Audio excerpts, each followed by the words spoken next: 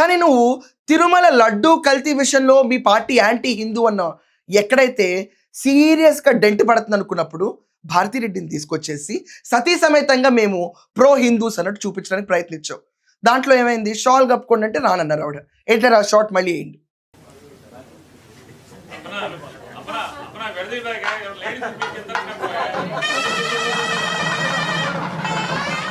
ఇదివరకు మీరు పవర్‌లో ఉన్నప్పుడు ఏం చేశారు? సంక్రాంతి సెట్లు తాడేపల్లిలోనే ఎంచుకుని నువ్వు పొగుడుచుకునే పాట పెట్టించుకున్నావు. ఎడిటర్ ఆ పాట కూడా ఎయండి ఇక్కడ.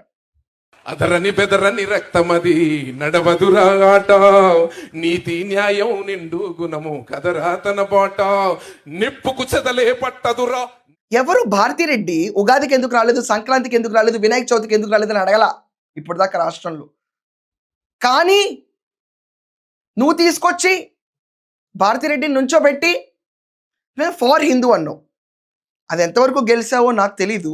బట్ అదే రకంగా ఈరోజు గుడ్ ఫ్రైడే అబ్జర్వెన్స్ డేని, ప్రేయర్ మీట్స్ని నువ్వెందుకు ఏపీలో జరుపుకోలేదు?